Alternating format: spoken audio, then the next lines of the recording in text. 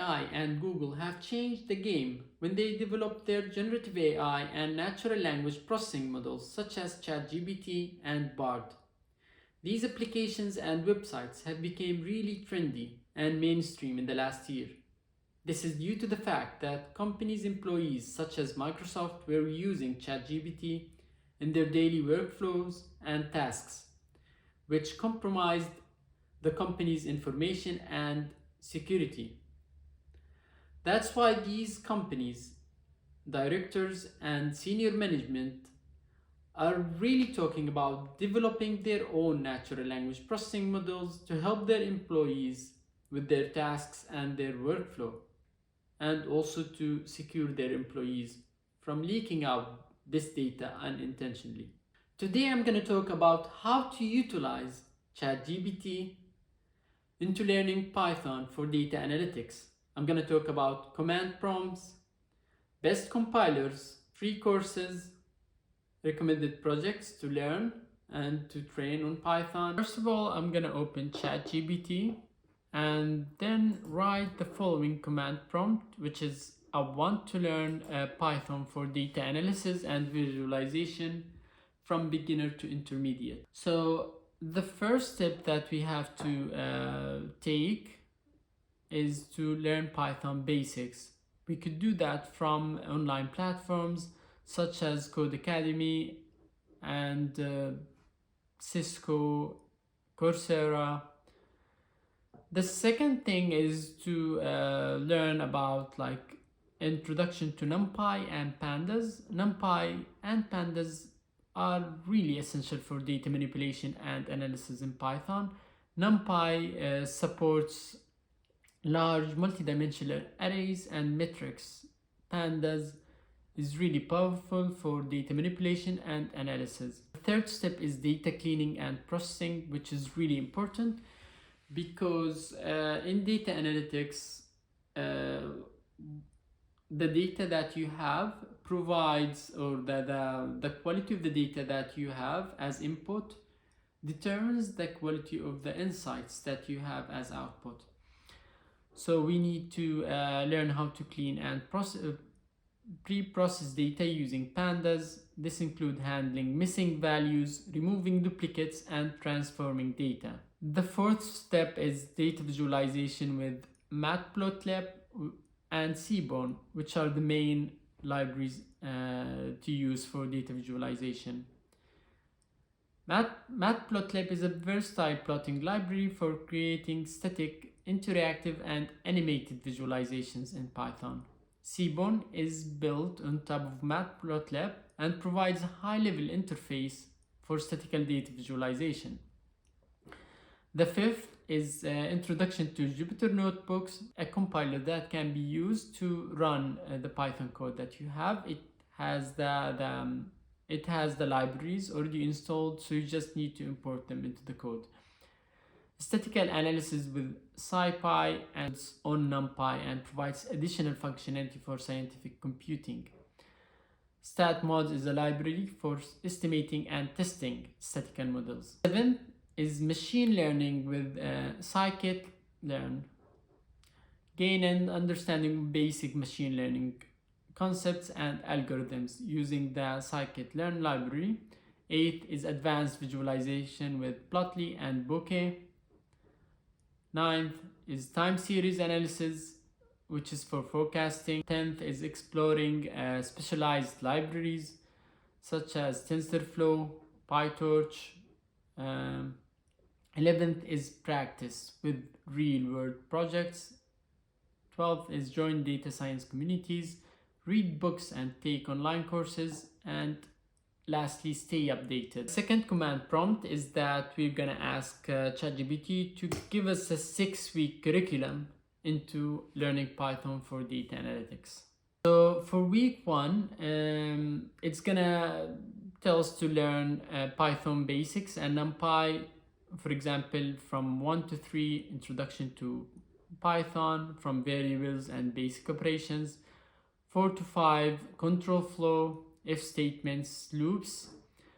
6 to 7, functions, models, and libraries.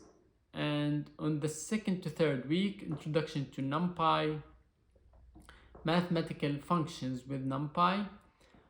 For week 3 to 4, pandas and data cleaning. Week 3 to 4, introduction to pandas. Learn about series and data frames, data manipulation and cleaning with pandas, handling missing data and duplicates. For week 5, we have data visualization with Matplotlib and Seaborn. For day 1, 3 basic plots with Matplotlib. 4 to 6, introduction to Seaborn for statistical visualization. Day 7, practice creating various plots with real world data. For week 6, Jupyter notebooks and real world projects. 1 to 2, introduction to Jupyter Notebook, which is the compiler used to run the Python code. 3 to 5, create Jupyter Notebook projects, import, clean, and analyze a dataset. Create visualizations using Matplotlib and Seaborn. Day 6 to 7, present and share your Jupyter Notebook projects. Third step is to ask ChatGPT for the steps needed to analyze data in Python. So the first one is to define the problem or question. The second is collect the data if not available. We can have it as an API or CSV. API stands for Application Programming Interface, and CSV files are like Excel files. The third one is to load the data into Python. This can be used with this function or with this command, with this Python code, df equals pd.read underscore csv, which is the name of the file, .csv, and we need to import pandas as pd. The fourth is to explore and understand the data. So we need to read into it and see what is the data about. The fifth is data cleaning and pre-processing. Just handle missing values, remove duplicates, transform the data to make it suitable for analysis. The sixth is data analysis, perform exploratory data analysis, EDA, and derive insights and patterns from the data. The seventh is data visualization. It can happen with visualizations, libraries like Matplotlib and Seaborn, Plotly also. Statistical analysis, this uses like machine learning algorithms such as SciPy. Machine learning, which is optional. This is if you want to go the next step into your data analytics journey. Interpret and communicate the results with the stakeholders, with the management, and with the stakeholders. The last thing is documentation. You need to document the steps that you took, so you can go back to it if there's any mistakes or if there's something that needs to be corrected. And the last command prompt for ChatGPT is that I'm gonna ask it to recommend projects that I can use to train on.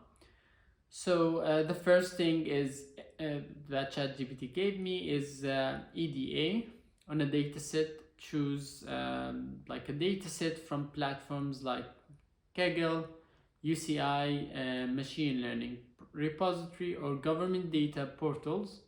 Perform EDA or exploratory data analysis, relationships, trends, just to understand the data and to try to visualize it.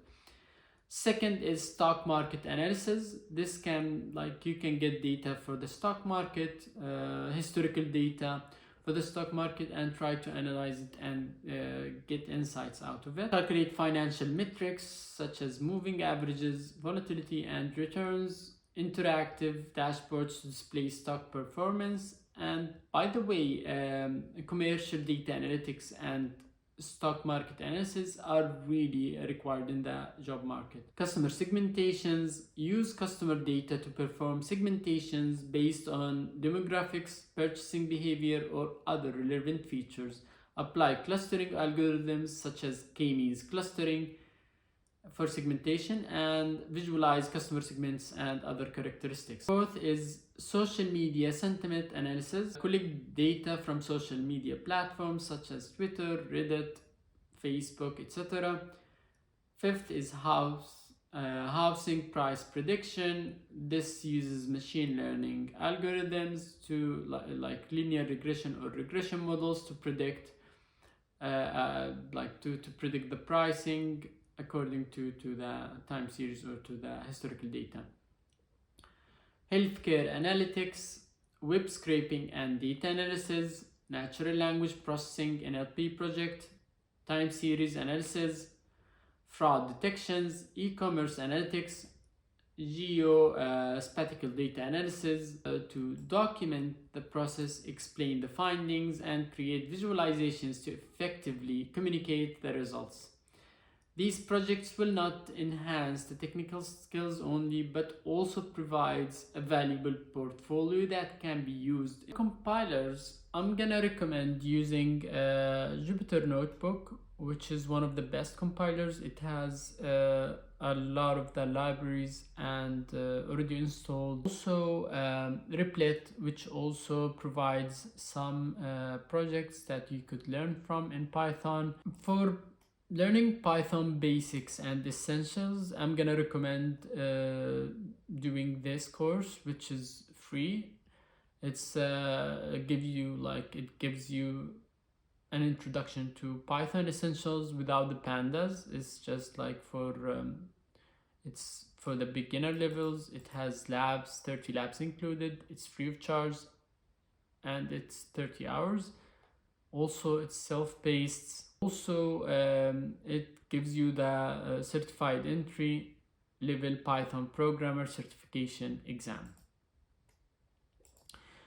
And also, I'm going to recommend this course from IBM and from Coursera, which is Python for Data Science, AI and Development. It's really good. If you like this video, please click on the thumbs up, and I'm gonna be posting a video on a weekly basis. So if you like to see similar content to this, please subscribe to my YouTube channel, X Analytica, and I hope to see you in my next video. Thank you for watching and have a really nice day.